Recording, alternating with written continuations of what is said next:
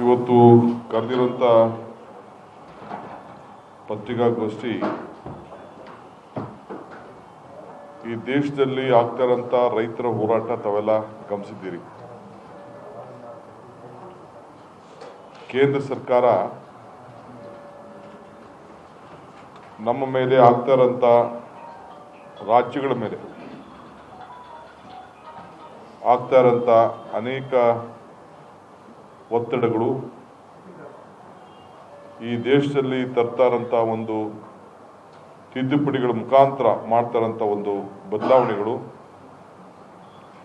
ರಾಜ್ಯದ ಹಿತವನ್ನು ಬಿಟ್ಟು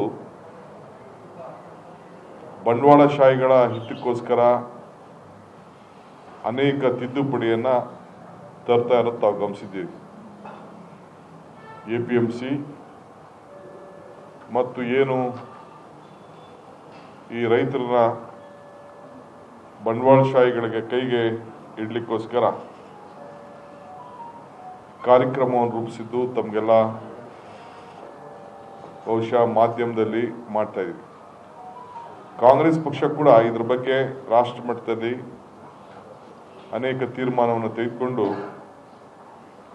ನಾವೀಗಾಗಲೇ 28ನೇ ತಾರೀಕು ರೈತರ ವಿಚಾರದಲ್ಲಿ ಈಗಾಗಲೇ ನಾವು ಪ್ರತಿಭಟನೆಯನ್ನು ನಾವು ಮಾಡಿದ್ದೇವೆ. 2ನೇ ತಾರೀಕು ಅಕ್ಟೋಬರ್ 2ನೇ ತಾರೀಕು ಕಿಸಾನ್ ಮಜ್ದೂರ್ ದಿವಸ ಅಂತ ಹೇಳಿ ಅದನ್ನು ಕೂಡ ರಾಜ್ಯದ ಎಲ್ಲ ಬ್ಲಾಕ್ಗಳಲ್ಲಿ ತಾಲೂಕುಗಳಲ್ಲಿ ಮಾಡಿ ನೋಡಿದ್ದೇವೆ. ಈಗ AICC ಅವರ ಆದೇಶದಂತೆ ರಾಜ್ಯ ಮಟ್ಟದ ಕಿಸಾನ್ ಸಮ್ಮೇಳನ ಮಾಡಬೇಕು ಅಂತ ಹೇಳಿ ಸೂಚನೆ ಇದೆ. ಅದಕ್ಕೆ ನಾನು ದಾವಣಗೆರೆಯಲ್ಲಿ ಮಾಡೋದು ಅಂತ ಆಲೋಚನೆ ಮಾಡಿದ್ದೆ. ಆದರೆ election commission code of conduct ಇರೋದ್ರಿಂದ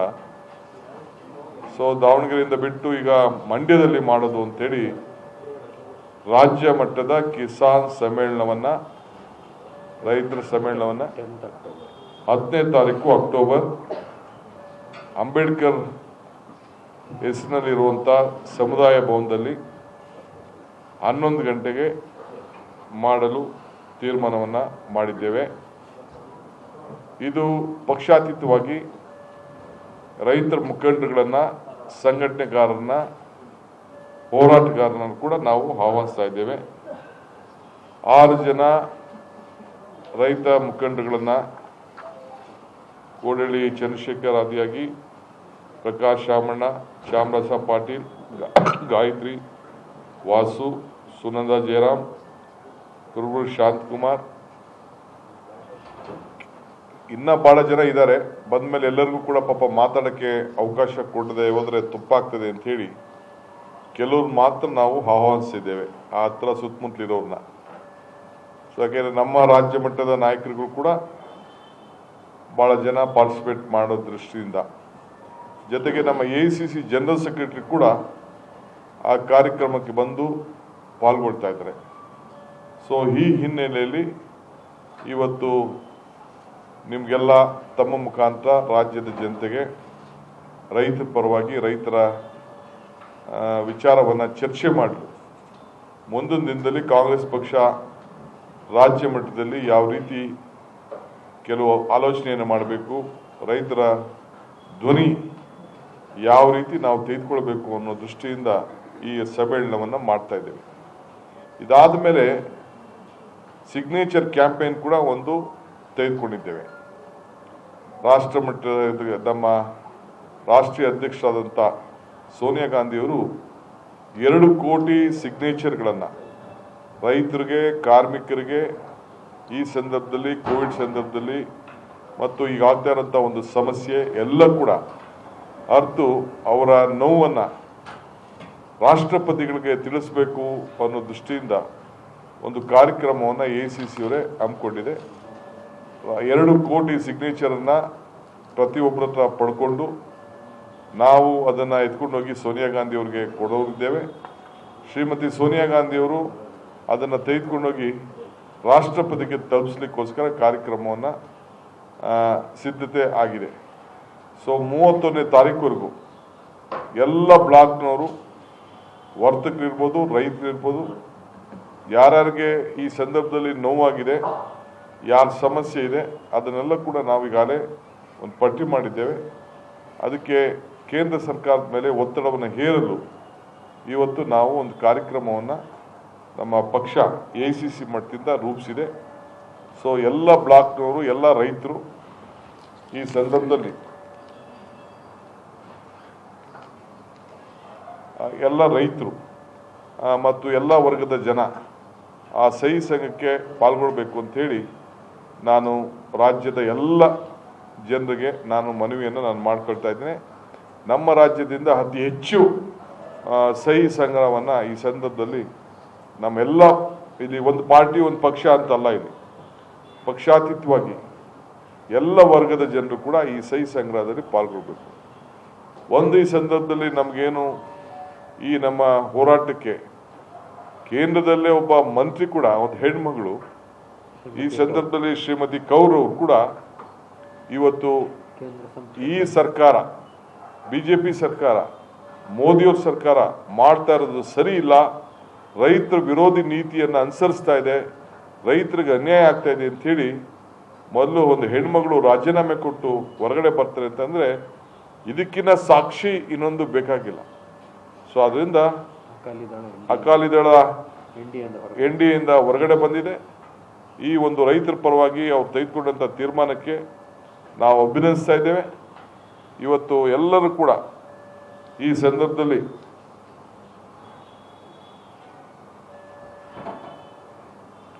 ಸಂದರ್ಭದಲ್ಲಿ ನಾವು ಈ ಒಂದು ದೊಡ್ಡ ಹೋರಾಟಕ್ಕೆ ನಾವೆಲ್ಲ ಪಾಲ್ಗೊಳ್ಬೇಕಾಗಿದೆ.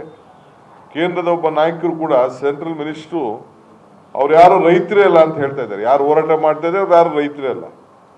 ಭಾಳ ಸಂತೋಷ. ಅವ್ರು ಏನು ಬೇಕಾದ್ರೆ ಹೇಳಿ ಪಾಪ, ಅವ್ರು ವರ್ತಕರಿದ್ದಾರೆ, ಇನ್ನೊಂದಿದ್ದಾರೆ, ಅವ್ರದ್ದು ರೈತರ ಪರವಾಗಿ ಸರ್ಕಾರ ಇಲ್ಲ, ನಾವು ಚರ್ಚೆ ಮಾಡೋದು ಬೇಡ.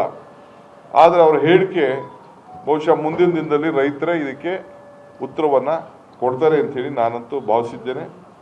ಆದ್ದರಿಂದ ರಾಜ್ಯದ ಎಲ್ಲ ಜನ, ಎಲ್ಲ ರೈತರು ಮತ್ತು ಎಲ್ಲ ನೊಂದಂಥ ಕಾರ್ಮಿಕರು, APMC ಕಾಯ್ದೆಯಿಂದ ಹಿಡಿದು ನಮ್ಮ ಏನು ಅನೇಕ ಕಾಯ್ದೆ, ರಾಜ್ಯ ಮಟ್ಟದ ಕಾಯ್ದೆ, ರಾಷ್ಟ್ರ ಮಟ್ಟದ ಕಾಯ್ದೆ, ಅವರು ಸೂಚಿಸಿದಂಥ ಕಾಯ್ದೆ, ಇದರ ವಿರುದ್ಧವಾಗಿ ಪ್ರತಿಭಟನೆ ಪ್ರಾರಂಭವನ್ನು ಮಾಡಬೇಕು, ಹೋರಾಟಕ್ಕೆ ಮುಂದಾಗಬೇಕು, ಸಲಹೆಗಳನ್ನು ಕೊಡಬೇಕು ಅಂತ ಹೇಳಿ ನಾನು ಈ ಸಂದರ್ಭದಲ್ಲಿ ರಾಜ್ಯದ ಎಲ್ಲ ರೈತರಲ್ಲಿ, ನಾನು ಕಾರ್ಮಿಕರಲ್ಲಿ, ವರ್ತಕರಲ್ಲಿ ಕೂಡ ನಾನು ಮನವಿಯನ್ನು ನಾನು ಮಾಡ್ತಾ ಇದ್ದೇನೆ.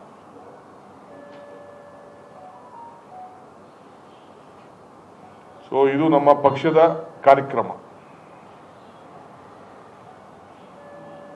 ನೀವು ಕೂಡ ಮಾಧ್ಯಮದವರು ನಮಗೆ ಈ ವಿಚಾರದಲ್ಲಿ ಅತಿ ಹೆಚ್ಚು ಸಹಿ ಸಂಗ್ರಹ ಮಾಡಲಿಕ್ಕೆ ನಮಗೆ ವ್ಯಾಪಕವಾದಂಥ ಪ್ರಚಾರವನ್ನು ಕೊಡಬೇಕು ಅಂತೇಳಿ ತಮ್ಮಲ್ಲೂ ಕೂಡ ನಾನು ಮನವಿಯನ್ನು ಮಾಡ್ತಾ ಇದ್ದೇನೆ.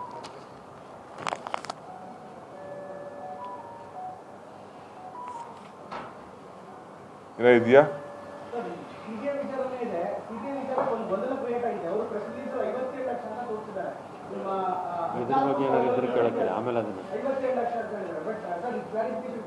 ಅಲ್ಲ, ಫಸ್ಟ್ ರೈತರದ್ದು ಮುಗಿಸ್ಬಿಡಿ.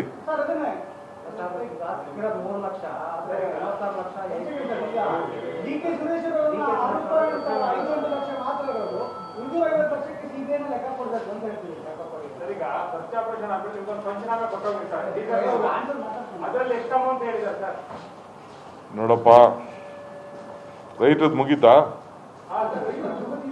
ರೈತನ ಉಳಿಸ್ತೀರಾ ಇಲ್ಲ CBI ಉಳಿಸ್ತೀರಾ? ಹೋಗಿದ್ಯಾ? ಓಕೆ, ತಿರ್ಗಾ ಸಾಯಂಕಾಲ ಹೋಗಿ ಮಾಡಿ. ಓಕೆ, ಈಗ ತಾವೇನು CBI ವಿಚಾರ ಹೇಳ್ತಾ ಇದ್ದೀರಿ, ನೆನ್ನೆ ಹೇಳಿದ್ದೀನಿ. ನಾನು ದೆಹಲಿಲಿ ನಮ್ಮ ಸುರೇಶ್ MP ಮನೆಗೆ ಫೋನ್ ಮಾಡಿದ್ದೆ. ಅವ್ರ ಮನೇಲಿ 1.5 ಲಕ್ಷ ಏನೋ ಸೀಸ್ ಮಾಡಿದ್ದಾರೆ. ನಮ್ಮ ಮನೇಲಿ 1,77,000. ನನ್ನ ಆಫೀಸ್ ಇದೆಯಲ್ಲ, ಆಫೀಸಲ್ಲಿ ಬೇರೆ ಬೇರೆ ಪಕ್ಕದ ಆಫೀಸ್, ಅಲ್ಲಿ 3.5 ಲಕ್ಷ.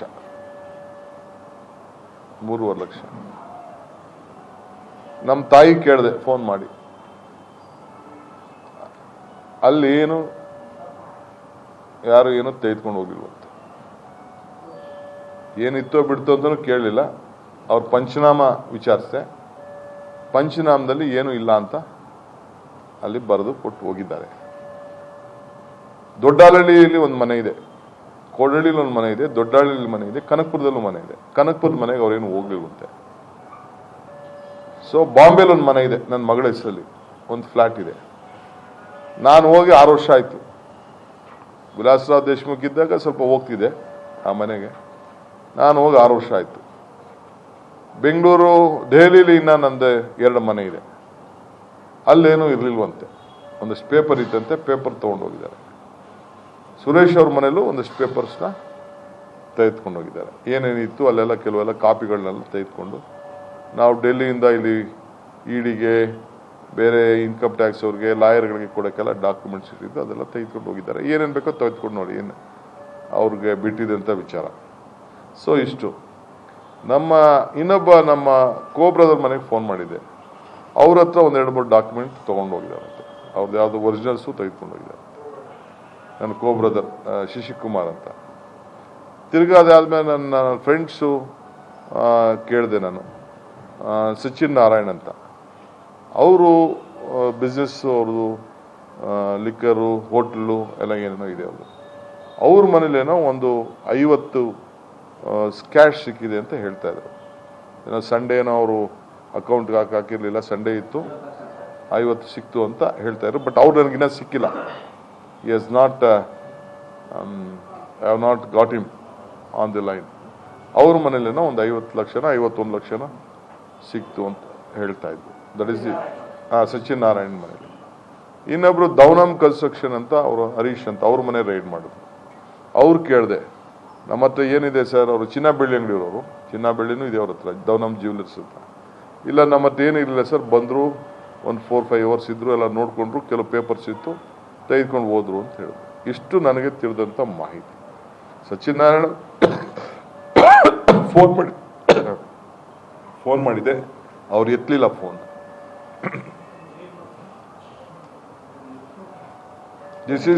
ದಿಸ್ ಒನ್ ಬೇಕಾದ್ರೆ ಪಂಚನಾಮನ ರಿಲೀಸ್ ಮಾಡೋದು ಅದು ಮಾಡ್ತೀನಿ.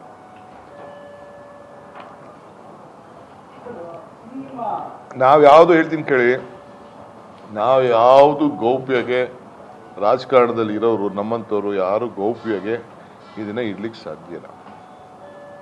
ಇದು ಕೇಸ್ ನನ್ನ ಮೇಲೆ, ನನ್ನ ಮನೆ, ನನ್ನ ಮೇಲೆ ನಡೆದಿರೋಂಥ FIR ಇದು.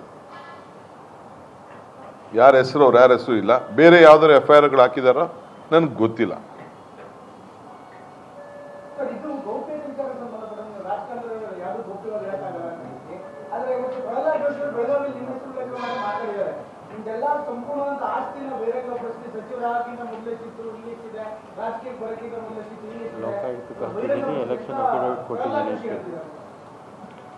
ನೋಡಿ, ಪ್ರಹ್ಲಾದ್ ಜೋಶಿ ಬಹಳ ದೊಡ್ಡವರು. ಫಸ್ಟ್ ಅವ್ರ ಪಾರ್ಟಿಯವ್ರದ್ದು ಎಲ್ಲರದ್ದು ಫಸ್ಟು ಡಿಕ್ಲೇರ್ ಮಾಡಿಸ್ಲಿ. ಅವ್ರ ಪಾರ್ಟಿ ಯಾರ್ಯಾರು ಲೀಡರ್ಸ್ ಇದಾರಲ್ಲ, ಡೆಲ್ಲಿ ಲೀಡ್ರು, ಬೆಂಗಳೂರು ಲೀಡ್ರು, ರಾಜ್ಯದ ಲೀಡ್ರು ಎಲ್ಲ, ಅವ್ರದ್ದೆಲ್ಲ ಫಸ್ಟು ಅವ್ರ ಮನೆ ಶುದ್ಧ ಮಾಡಿಕೊಂಡು ಅವರು ನಮ್ಮ ಬಗ್ಗೆ ಮಾತಾಡಲಿ.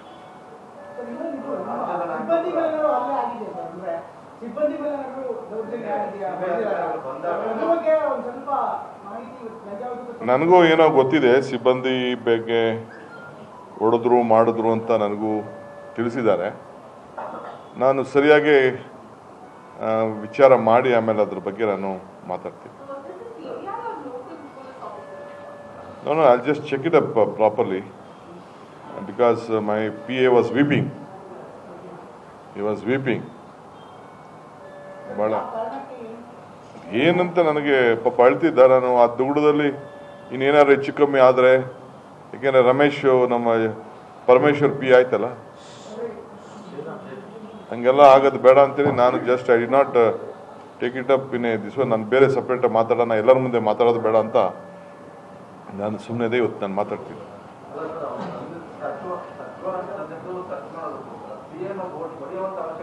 ಅದನ್ನೇ ದಟ್ ಈಸ್ ವಾಟ್ ನನಗೆ ನನ್ನ ವೈಫ್ ಹೇಳಿದ್ಲು. ಅವ್ನು ನನ್ನ ಹತ್ರ ಹೇಳಿಲ್ಲ, ಸ್ವಲ್ಪ ಎಲ್ಲರ ಮುಂದೆ ಇದ್ರು ನಾನು ಮಾತಾಡೋಕ್ಕೋಲ್ಲ. ಆಮೇಲೆ my wife was very much concerned on this issue. ನಾನು ಐ ವಿಲ್ ಕಮ್ ಬ್ಯಾಕ್. ಇನ್ನ ಕೊಟ್ಟಿಲ್ಲ, ಕೊಡ್ಬೋದು. When preliminary enquiry was started? when I was appointed as a party president, when P was registered,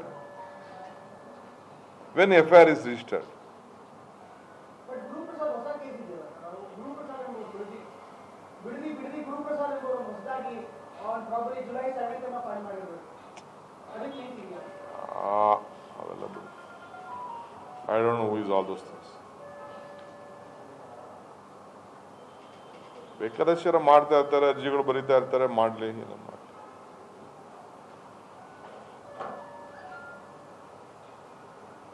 Sir, some of the cabinet ministers in Karnataka, especially when it comes to medical education minister, he made comment right after the ride, or just after 1 hour. He made comment and he clearly said that why Mr. D.K. Shivakumar feeling this pain. And Who is that? Mr. Sudhakar. He says he is not the bigger leader than Sridhaman. Such kind of comment. Doesn't it look like the conspiracy or the political motivation, sir? I don't want to comment on such big leaders. He's too big. I'm too small before him. So why government ministers are speaking about CBI, No, right? I don't want to speak on service providers. Sir, ಇದನ್ನು ನೋಡ್ಕೊಂಡ್ರೆ R ನಗರ candidate ಇದ್ದಾರೆ. ಅವರು ಸಿದ್ದರಾಮಯ್ಯ ಮೈಸೂರಲ್ಲಿ ಕುಸುಮಾ ಅವರೇ ಪಕ್ಷದ ಅಭ್ಯರ್ಥಿ ಅಂತ ಹೇಳಿದ್ದಾರೆ. ಅಧಿಕೃತವಾಗಿ ಬಹಿರಂಗ ಹೇಳಿಕೆ ಕೊಟ್ಟಿದ್ದಾರೆ.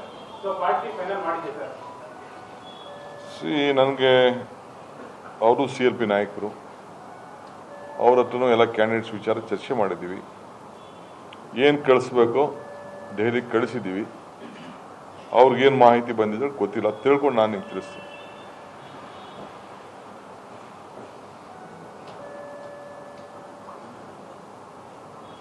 Thank you. ಕೊನೆ ವರ್ಷ ನಂತರ ಇದೇ ಸಮಸ್ಯೆ ನಮಗೆ ನಿಮ್ಮನ್ನ ಬಿಗಿ ಮತ್ತೆ ಅಯ್ಯೋ ಬಿಡಲ್ರು ಬಿಡಪ್ಪ. ಅಲ್ಲ, ವರ್ಷಕ್ಕೊಂದು ನಿಮ್ಮ ಟಾರ್ಗೆಟ್ ಪಾಲಿಟಿಕ್ಸ್ ಏನಾಗ್ತಿದೆ ನೋಡಿಲಿ, ಗಾಯ ಆಗಿದೆ. ಗಾಯ ಇರೋನಿಗೆ ಗೊತ್ತು ಆ ನೋವು ಎಷ್ಟು ಒಳಗಡೆ ಆಳ ಇರ್ತದೆ, ಯಾವ ಏಟ್ ಆಗಿರ್ತದೆ, ಎಂತ ಏಟ್ ಬಿದ್ದಿರ್ತದೆ, ಎಷ್ಟು ಸುಟ್ಟಿರ್ತದೆ. Sir, while speaking on the ride, Mr. D.K. Hariprasad said, whenever the bigger issues arises in the central level, the leaders and CBI, ED, IT, all these agencies remember our D.K. Shivakumar. What do you want to say about that? With his experience, large experience, he has commented. Thank you.